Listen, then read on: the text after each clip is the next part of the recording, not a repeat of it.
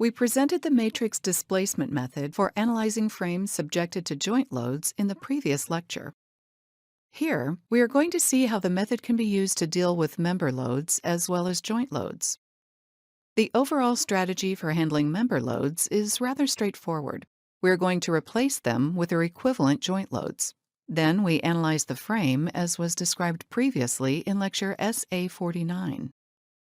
Our beam column element has 6 degrees of freedom, and it has 6 member end forces. Without any loads applied to the member equations can be expressed as F equals K times D, where F is the force vector, D is the displacement vector, and K is the member stiffness matrix.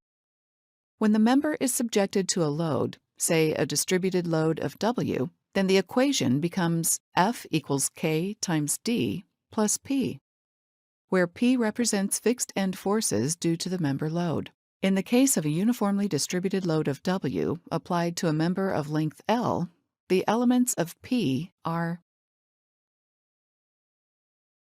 Note that here, the forces are specified in the member or local coordinate system. When transformed to the global coordinate system, the equation becomes, where Q is the force transformation matrix defined in lecture SA49, it equals to, here, theta is the member's inclination angle.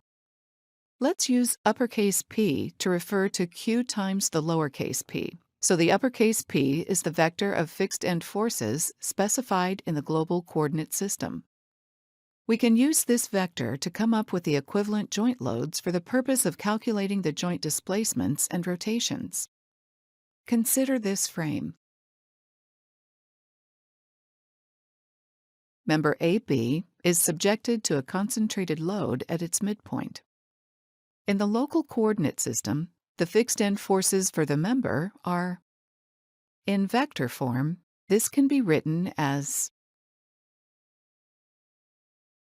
the member has an inclination angle of 90 degrees, so the force transformation matrix is. Then P for AB becomes. Let's show these forces graphically.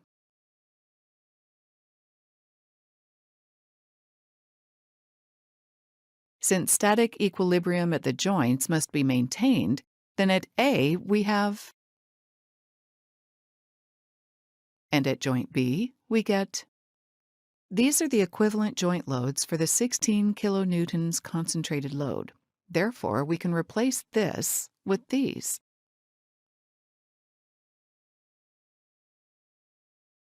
We need to do the same for member BC. The member is subjected to a uniformly distributed load of 3 kilonewtons per meter. So the fixed end forces are.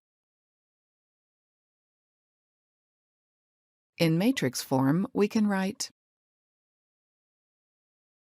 Here the inclination angle is 0, so matrix Q becomes. Multiplying Q by P, we get. These are the equivalent joint loads for the uniformly distributed load. Let's place them at joints B and C.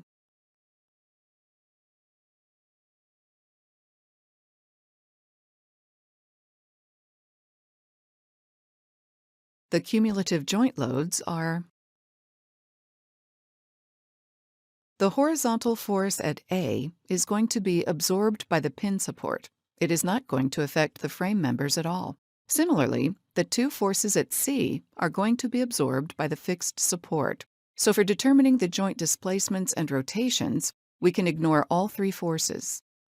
This means we need to analyze the frame subjected to these joint loads only. Let's assume the following material and section properties for the structural members. This is the same frame that we used in lecture SA49. There we defined the stiffness matrix for member AB. Here it is. And for member BC, we got. We also derived the system stiffness matrix for the entire frame. Here is the matrix. Given that the frame has 4 degrees of freedom, the system of equations for the entire structure can be written as. The force vector here consists of the joint forces. It equals to The solution for this system of equations is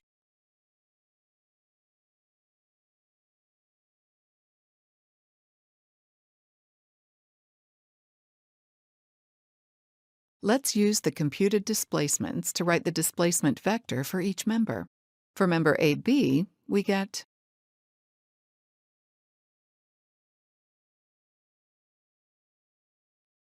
and for BC, we have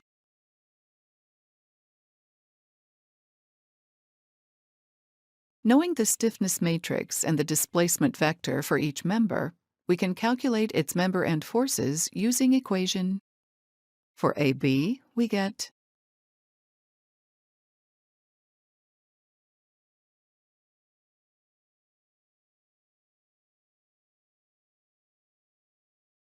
here are the forces shown graphically.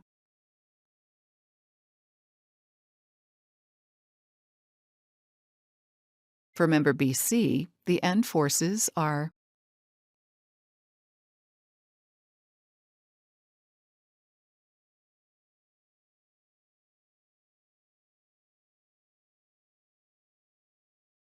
or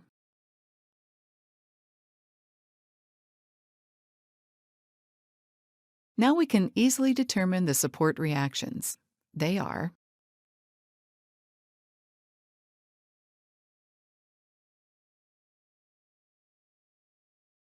in future lectures, we will apply this method to analyze frames in various structural systems.